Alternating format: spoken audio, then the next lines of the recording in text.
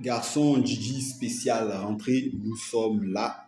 Et je partais alors que j'étais en train de prendre mes bagages pour me tourner vers une nouvelle série de vidéos.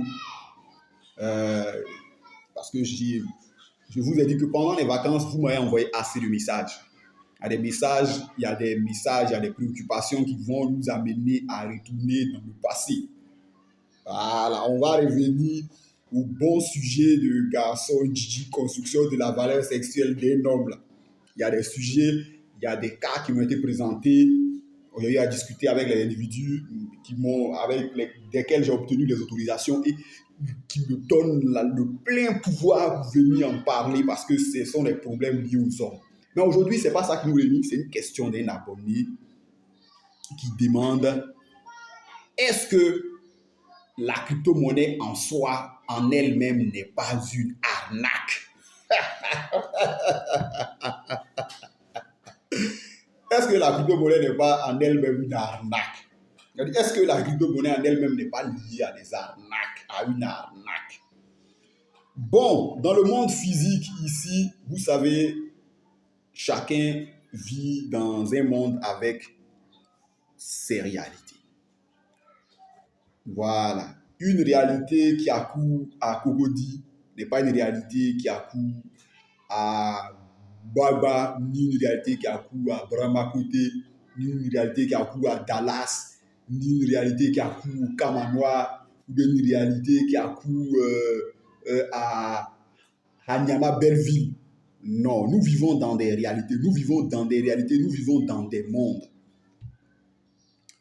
Et donc, les crypto-monnaies, je vous ai déjà dit, leur fonctionnement de base sont liés à des communautés. Malheureusement ou bien heureusement pour d'autres, on y vient, je ne vais pas vous cacher quelque chose, on y vient par avidité financière, c'est-à-dire par opportunisme. C'est parce que j'ai reçu des crypto-monnaies, chaque on me dit c'est échangeable sur telle plateforme que je vais rapidement les échanger là-bas pour pouvoir avoir mon pain de ce jour.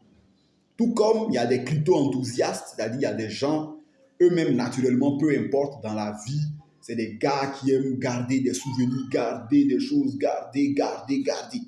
Donc ces gardiens-là deviennent des gardiens, pas des gardiens de la paix ni des gardiens de la révolution, mais deviennent des gardiens de ces crypto-monnaies-là. Parce qu'ils se disent que c'est pas aujourd'hui que j'aurai à vendre. Peut-être que c'est très intéressant si mes enfants découvraient sur mon ordinateur ou bien en connectant ma clé USB sur un ordinateur que à leur date là, ils possèdent par exemple des millions alors que leur père a vécu pauvrement ou bien, je sais pas, il y a une amie même qui aimait bien dire ça que affaire de crypto-monnaie là, c'est comme affaire de sorcellerie ou bien de marabout. Vous voyez que celui qui est accusé de sorcellerie dans le village là, c'est celui qui vit le plus modestement, le plus pauvrement. Je ne dis pas qu'il n'y a pas des crypto. Maintenant, il y a des gars qui ont des crypto-monnaies ou bien il y a des gars qui influencent le cours de certaines crypto-monnaies, qui se font acheter des voyages à Dubaï, qui vivent à Dubaï. Je ne parle pas de ceux-là. Mais je parle de la nature parce que les geeks, c'est-à-dire les gars mordus d'informatique, à la base, là, c'était des gars, des marginaux. Il y a un gars qui se réclame qu'il est Satoshi Nakamoto, mais qui vit dans une maison qui est un ancien Boeing, c'est qu'il a acheté. Mais qu'est-ce qui prouve que le vrai Satoshi Nakamoto n'était pas un gars, un étudiant dans une chambre encombrée, machin, qui vivait encombré par les gamelles, tout ça là. Donc, c'est la même chose qui est. Et je vous ai dit que malheureusement, dans certains pays tels que l'Inde, l'Asie du Sud-Ouest, au Nigeria, tout près de nous ici, même aux États-Unis, il y a des crypto-monnaies il y a des gens qui s'amusent à faire croire à leurs camarades qu'ils ont des crypto-monnaies, mais à la fin, on se rend compte que c'est de la pure arnaque, c'est-à-dire c'est un truc qui est monté au nom de la crypto-monnaie pour s'enrichir. Mais également, vous allez me dire, mais il y a des gars qui ont monté de vraies crypto-monnaies avec des plateformes d'échange et on a découvert que c'était des escroqueries. Oui, ceux-là, il y a certains qui ne sont pas excusables. Il y a un gars, Sam Bankman, il y a un petit juif blanc avec une houppe, c'est-à-dire avec une crinière, un afro, qui vivait aux Bahamas, où sa société était inscrite, où sa société était enregistrée. Après, on a découvert que sa plateforme et ses taux d'échange qu'il proposait de sa crypto-monnaie, et puis les pères là, c'est que ce n'était pas quelque chose qui était liquide. Il se donnait il vivait au-dessus de ses moyens grâce à la revente des crypto-monnaies données par ces investisseurs-là. Oui, ça existe. Mais il y a d'autres crypto-monnaies qui sont tombées dans l'arnaque parce que pour l'époque et pour les pays où ils existent, on ne connaît pas réellement ce que c'est qu'une crypto-monnaie. C'est ce que je vous explique là. On ne connaît pas ce que c'est réellement une crypto-monnaie. Comme il y a certaines personnes qui ne reconnaissent pas que, par exemple, la personne qui est en train de leur parler là est en détresse émotionnelle, c'est-à-dire souffre dans sa chair. Et donc, dans ces pays-là, quelqu'un ne peut pas venir dire qu'il a créé une société qui vend de la monnaie. Mais les autorités bancaires même du pays ou bien les autorités financières, les autorités juridiques vont poser, mais tu vends de la monnaie, c'est quelle monnaie? Puisque tu ne peux pas vendre monnaie, parce que la seule personne qui doit vendre la monnaie ici, c'est l'État, c'est la banque centrale. Donc vous voyez que déjà, ces gars-là, ils sont hors jeu. Hormis le fait que les crypto-monnaies elles-mêmes sont liées, ont dans leur gène la déflation, c'est-à-dire une crypto-monnaie a dans ses gènes l'instabilité monétaire ou financière. Ça, c'est un des premiers problèmes qui fait qu'on peut considérer que et on voit que ces crypto-monnaies sont devenues des arnaques. L'autre problème qui existe, c'est que quand vous achetez des crypto-monnaies dans certains pays tels qu'aux États-Unis d'Amérique, par exemple, il y a des crypto-monnaies ou bien les crypto-monnaies sont considérées comme des securities, c'est-à-dire des actifs. C'est-à-dire ce sont des actions. Or, il y a certaines actions aux États-Unis qui ne peuvent pas être détenues par des non-résidents, ceux qu'on appelle les aliens. Bon, c'est qu'on était beaucoup enfants, nous, à notre temps, c'était les films de science-fiction, on parlait d'aliens. Aux États-Unis, si tu vois qu'un Américain noir ou blanc te dit « You are an alien », il ne t'insulte pas. Ce n'est pas que tu es un extraterrestre. Un alien, c'est un étranger aux États-Unis. Maintenant, c'est la science-fiction, c'est Hollywood qui a récupéré ça pour faire des aliens, les extraterrestres malveillants qui veulent anéantir la Terre après l'avoir domptée. Donc, il y a des crypto-monnaies qui aux États-Unis sont considérées comme des securities, c'est-à-dire qui sont considérées comme des actions, soit des actions de classe A, ou en tout cas qui donnent un contrôle dans certaines entreprises. Et je vous ai donné les différentes natures ou bien les différentes propriétés qu'on peut attribuer à une crypto-monnaie. Donc, celles-ci ne peuvent pas être enregistrées aux États-Unis. C'est-à-dire, pour l'époque, les sociétés et les autorités de régulation de la bourse aux États-Unis n'avaient aucune considération pour la crypto-monnaie. C'est grâce à des sociétés comme Binance, il y a une autre société qui a fait faillite là. Et les titres, l'engouement généré par la fondation Ethereum elle-même qui est poursuivie, qui est pourchassée du Canada où elle s'était implantée parce que les autorités canadiennes prêtaient une oreille assez attentive aux crypto-monnaies.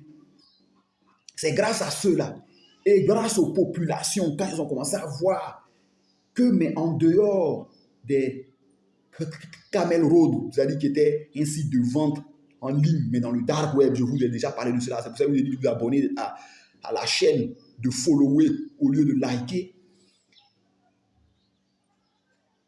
On a commencé à créer une vraie économie.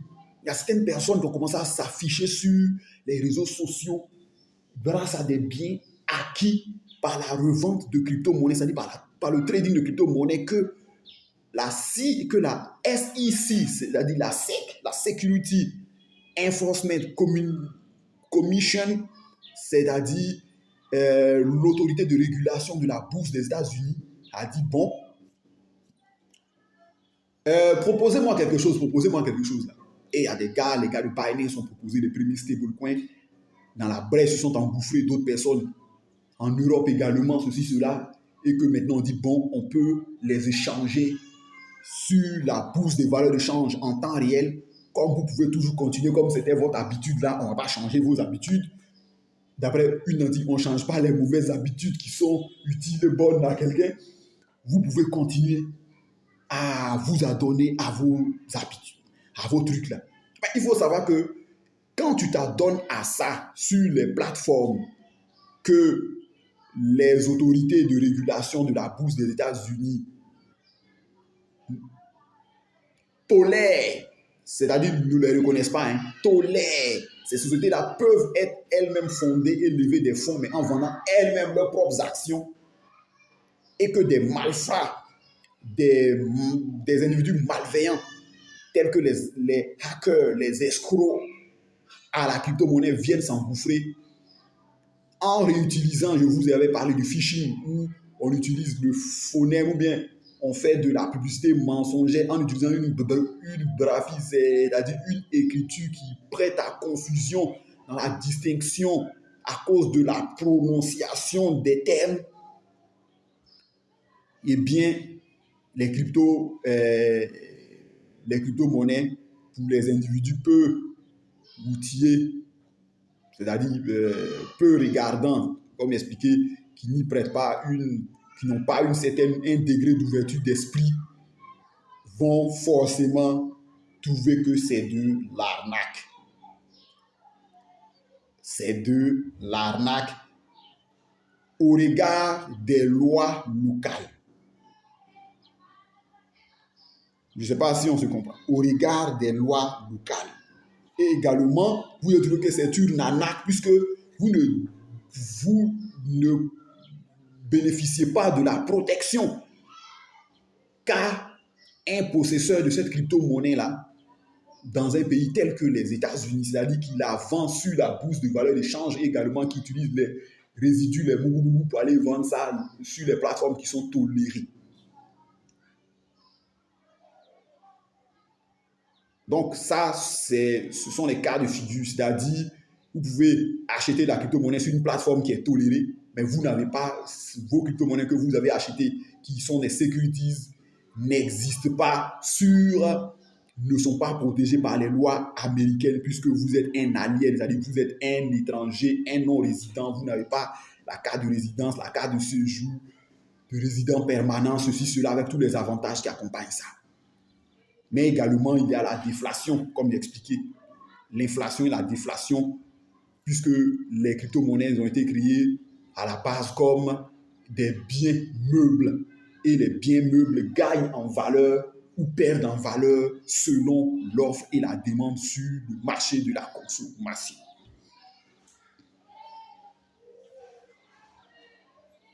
Voilà, en dehors des autres logiciels, malveillants et des individus malveillants. Ne vous contentez plus de j'aimer, follower, abonnez-vous à la chaîne parce qu'il y a de très bonnes vidéos. Il y a des vidéos qui sont là que si vous les voyez pour la première fois, vous aurez l'impression de ne pas comprendre. Et bien, pour avoir cette compréhension-là, il y a des vidéos qui existent puisque la chaîne est privée. Vous pouvez les retrouver ça et là. Ciao et à très bientôt. Ne quittez pas. Ne quittez pas, ne quittez pas.